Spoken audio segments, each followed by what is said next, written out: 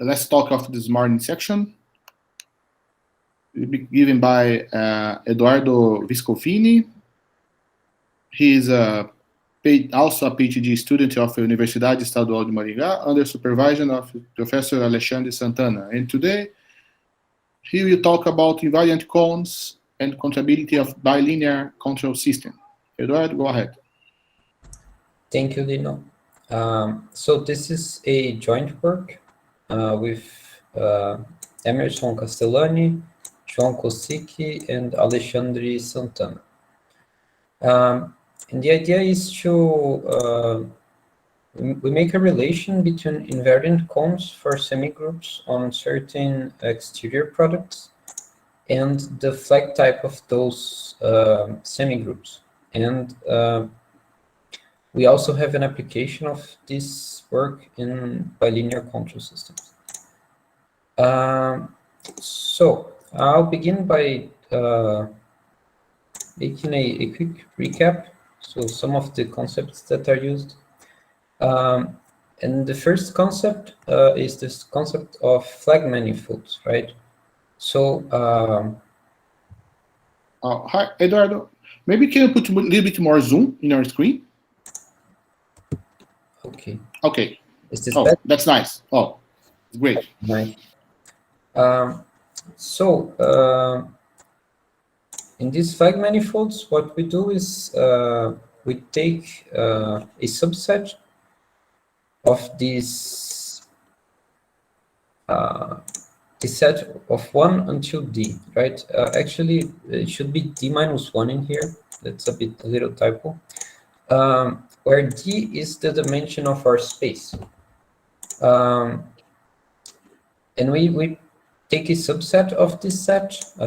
Usually it's set to be non-empty. And of course, any subset of this set can be ordered. And then the flag associated with this subset is the set of ordered pairs of subspaces. So, or ordered tuples, actually.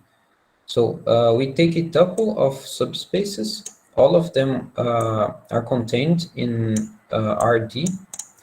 And the dimension of each VI is equal to its index, index. So VI1 has dimension I1 and so on. And it's an ascending sequence, right? So each subspace is contained in the next one. And it can be shown that this flag, they have a natural manifold structure, but we won't be doing that today. I'll just be introducing them. And there's this projection. So if we have one set theta 1, and it's contained in theta 2, then we can project from the flag associated to theta 2 to the flag associated to theta 1. And basically what we do is remove the extra subspaces, right? So for example,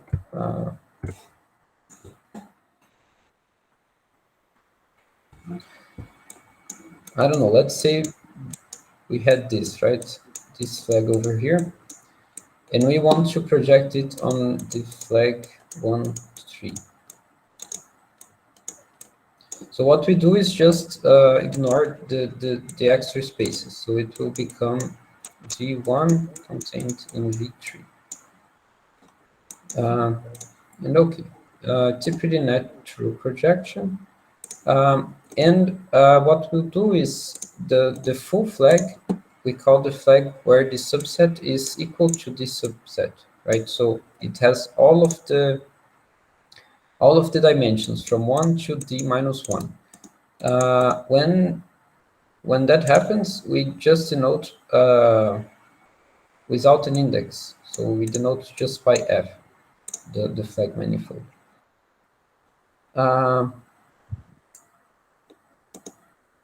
Okay. Oh yeah, and Also pay attention to the notation here, right? So this is how we would denote this projection. And when theta 2 is the full flag, simply by p theta 1. So just the image of the projection. But okay, these flags are interesting because the group SLDR acts naturally on them. Because if you apply an invertible matrix in a subspace of dimension k, then you get another subspace with dimension k, right? And it also preserves the inclusions.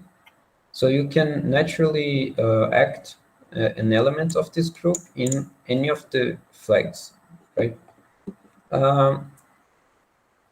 And then there's this theorem in semigroup theory. If we have a semigroup of SL that is proper, actually, yeah. So we will always assume that semigroups are proper and have non-empty interior, right? So in particular, non-empty interior is quite important for this one. But under these conditions, for each one of those flag manifolds, there is an unique invariant control set in F theta, right? So it's a set, we will denote it by C theta, and it satisfies this. So when XS acts on this set, it is itself, and it is also a control set. So what is it called? The closure of any orbit from a point in here will be the entire set. And following the previous notations, when theta is the full flag, we would just denote it by C with no index. And using those control sets, it can be defined the flag type of a semigroup. So the flag type will be a specific theta S, right? So each semigroup will have a theta S associated to it, which is called its flag type. And it has many interesting properties. So one particular property is this one. It's the minimal set theta which satisfies this. So this is, remember that this is the projection from the full flag to the flag theta. And this is basically saying that the inverse projection of the C theta set coincides with the set in the maximal flag, or the full flag. So there are many thetas which satisfy this, but there's one which is minimal in the sense that it is contained in any other theta that satisfies this. And actually, it's a bit stronger than that, because any theta in which theta S is subset, so whenever theta S is contained in theta, theta satisfies it. So it's an equivalence, right?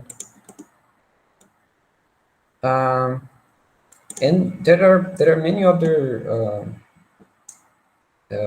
properties of this theta S. So we also have definitions as maximal, using maximality, right? So there's this one. Theta S will be the maximal set such that the subset is contained in an open Brouillard cell, right? So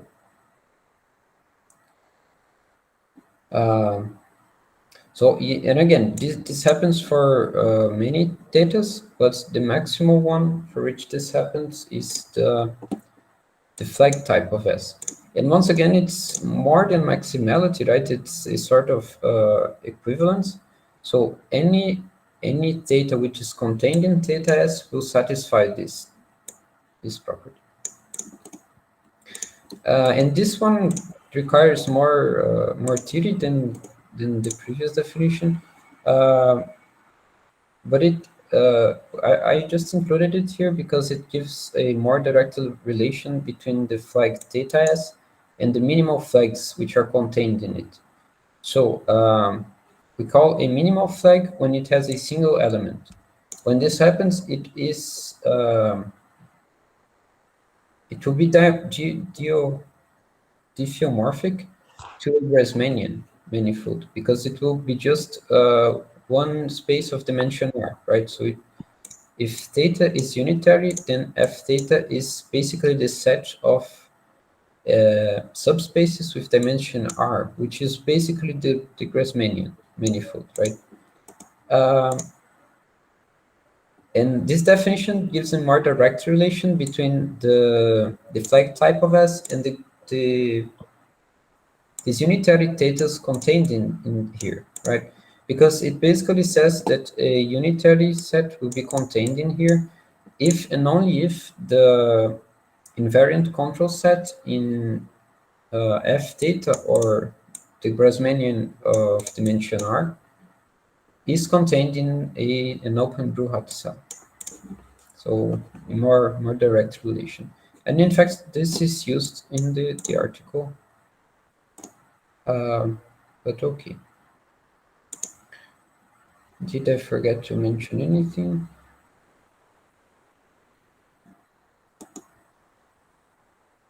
I think that's mostly it. Okay, and then we have this embedding, which will be crucial for this study. And basically, what we can do is we can embed the Grassmannians in the projective spaces of the exterior products of RD. And what we do is this: we take the space generated or spent by these vectors, and we its image is defined as the class in the projective space. So it would be the one-dimensional space generated by this vector here, right? And in fact, it can be shown that this is well-defined. It's well-defined due to the properties of this space. And well-defined in the sense that if you take two spanning sets for the same subspace, they will the image will be in the same one-dimensional space here, right? So well-defined in that sense. And in fact, it's not only well-defined, but it's an embedding on this projective space.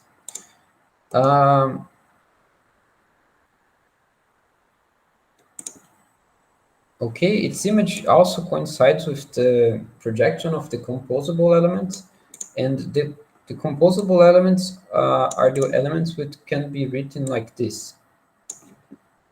So recall that the elements of this space, they are sums, formal sums of these things here, right?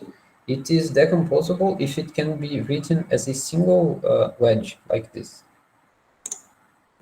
And of course, from the definition, it is clear that the image has to be the decomposable elements because this is a decomposable element, right? And on the other hand, if you start with a decomposable element, which is V1, wedge V2, etc., then you just take the subspace generated by them, and it will its image will be that element. So it must be so. And okay. Furthermore, this group SLDR, which is the group that we are working with, it acts in this exterior product like this.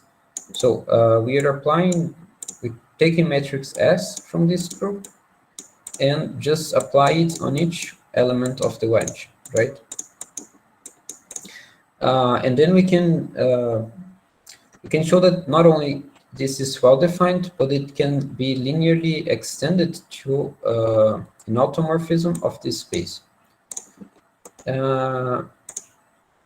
So this group acts linearly on this space, right? And of course, a linear application in a linear in a vectorial space or a linear space. I'm not quite remembering the term, but if it's linear, then it will induce an application in the projective space, right? Because it will take subspace of dimension 1 into subspace of dimension 1. And therefore, this group here also acts on this projective space. And what's interesting is that these actions here in the Grassmannian and in this projective space, they are equivariant by rho. Here should be equivariant, not invariant. So in the sense that S composed with rho is the same as composing on the other side here. And that basically means we can study these Grassmannians by studying the action in this projective space, which is quite interesting. And of course, there's a lot of things that can be derived from that. So the equivariance by rho implies that this the rho of the invariant control set in the Grassmannian will also be an invariant control set in this projective space. And of course, once we lift, I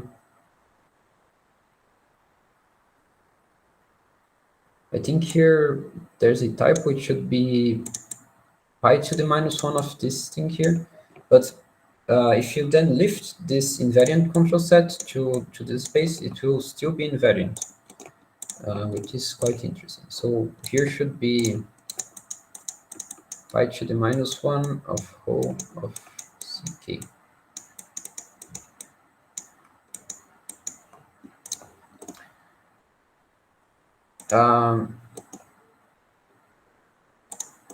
And then we have this result. It's a previous result, and it's a relation between the existence of convex cones in RD, which are S invariant, with this property of the number 1 being or not of whether number 1 is contained in the parabolic type of S. So the theorem is this one. Assume that S is connected.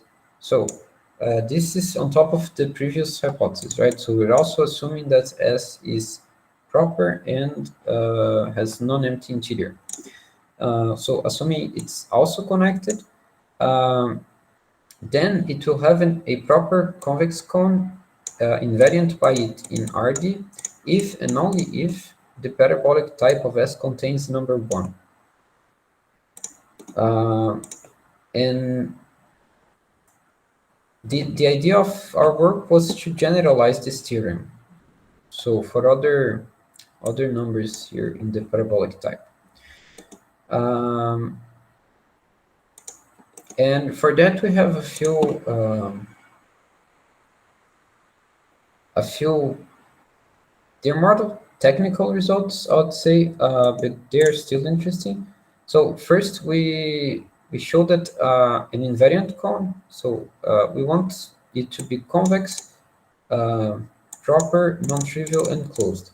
We show that if an S-invariant cone satisfies these properties, then it must also satisfy these here. So it must be pointed, which means that there's no non-trivial subspace contained in the cone, or equivalent. This intersection here holds true. V must have non-empty interior, or equivalent, it must contain a basis of this space, and it must intersect the set of decomposable elements in this space. So any S-invariant cone, you can say convex, closed, any S-invariant cone which satisfies these properties must also satisfy these, right? And therefore, from this point on, we assume all cones to satisfy these properties. So all of these 4, and also all of these 3, right? So just a quick note, these 4 properties, they're kind of natural to ask. So convexity is something we want, right? It does reduce the amount of cones, but the other ones not quite, because if you have an S-invariant cone, you can take its closure, and that will also be S-invariant. And these two are just so the problem isn't trivial, right? Because the entire space and the trivial space are always S-invariant, so we gotta exclude those. But okay, so as I said, from now on, we assume that all cones have those properties. And then we have two results. So the first result uses this fact stated earlier, that this set is contained in an open group X cell for some element, for some regular element in the interior of S. So using this, we can show this first theorem, and if semigroup S is connected, so the connected is quite important here, then we have this. If R is in the parabolic type of S, I think here should be K, not R. So if K is in the parabolic type of S, then S has an invariant cone in this space. So it is the first part of the equivalence, right? If K is in the parabolic type of S, then S has invariant cone in the kth exterior product.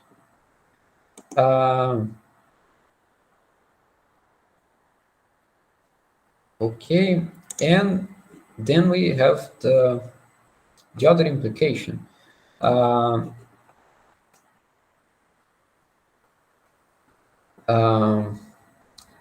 Basically, we use this fact. So if we have a cone which is S invariant, then the whole of the invariant set must be contained in the projection of this cone. And we show that can only happen if R, yeah, I think now I switched to R, not sure why. But this can only happen if R is contained in the parabolic type of S. And then, because basically we show that if R is not contained in the parabolic type of S, then there is a subspace contained in here.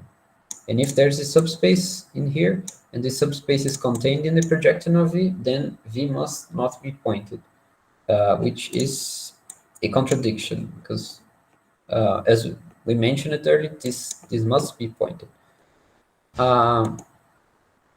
But then using that, we conclude that the other implication, right, which is this one.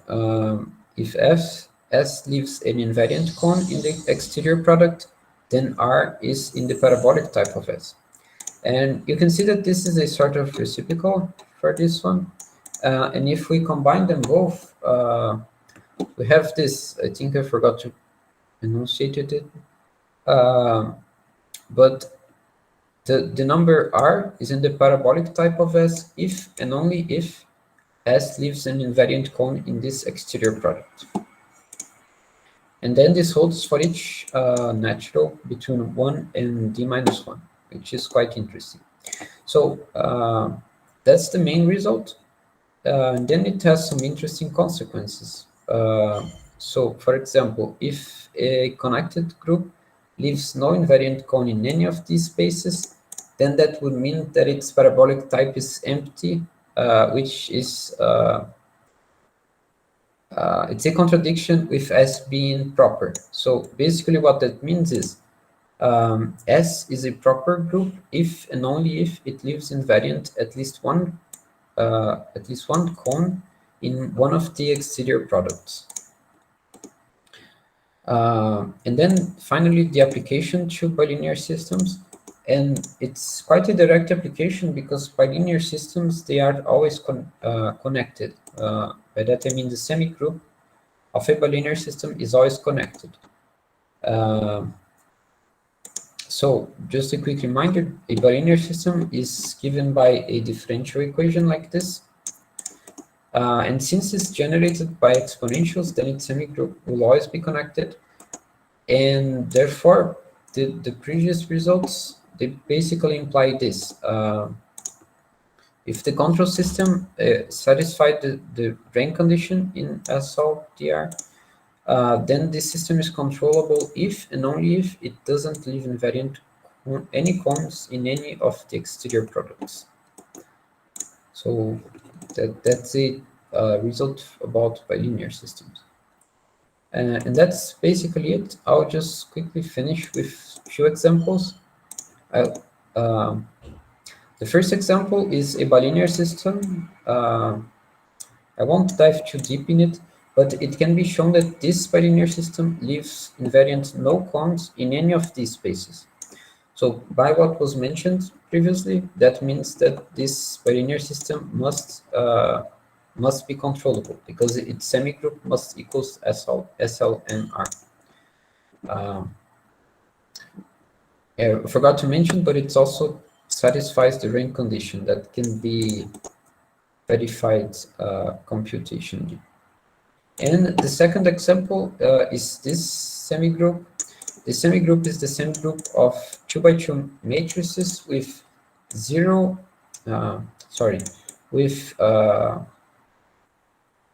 determinant equals to 1, and the signal of all entries is the same.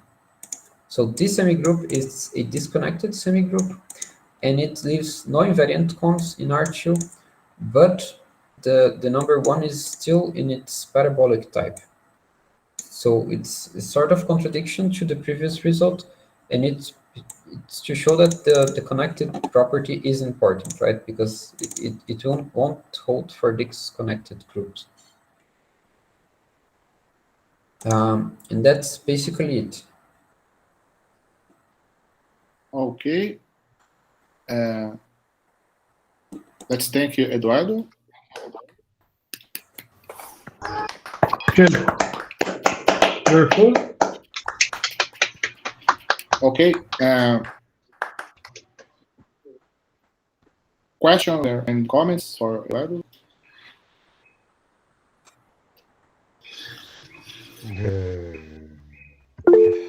Okay. San Martin, please. At the end, you mentioned that it doesn't work for disconnected groups and semi-groups. And I just want to comment, but it doesn't live invariant the cone, but it lives invariant the double cone, a double cone, right? Yes. Yeah.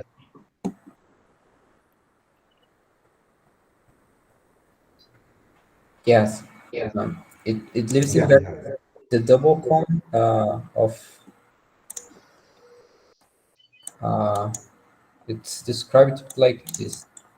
So all of the pairs in R2 which have both coordinates with the same signal. So signal of a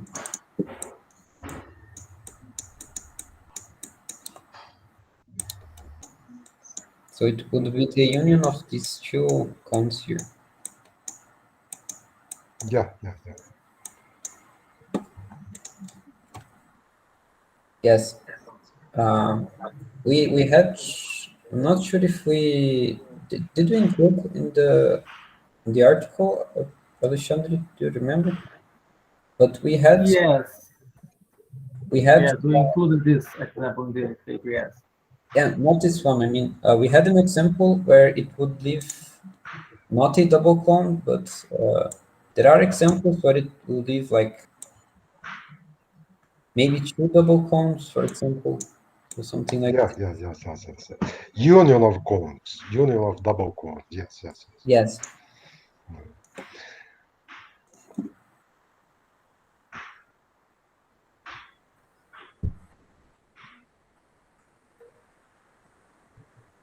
Any more comments or questions?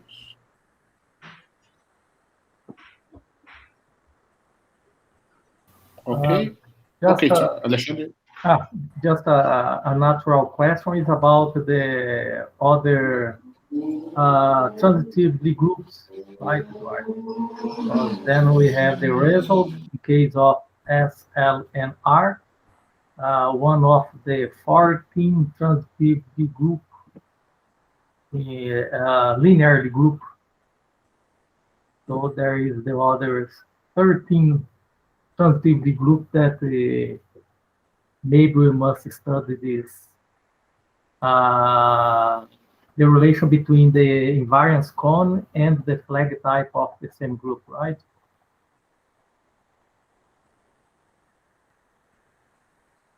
Yes.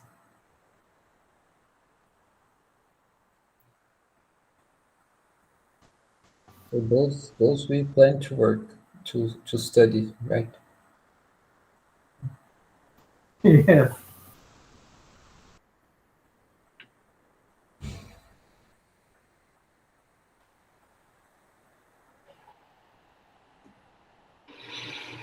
More comments? Okay, let's thank Eduardo again.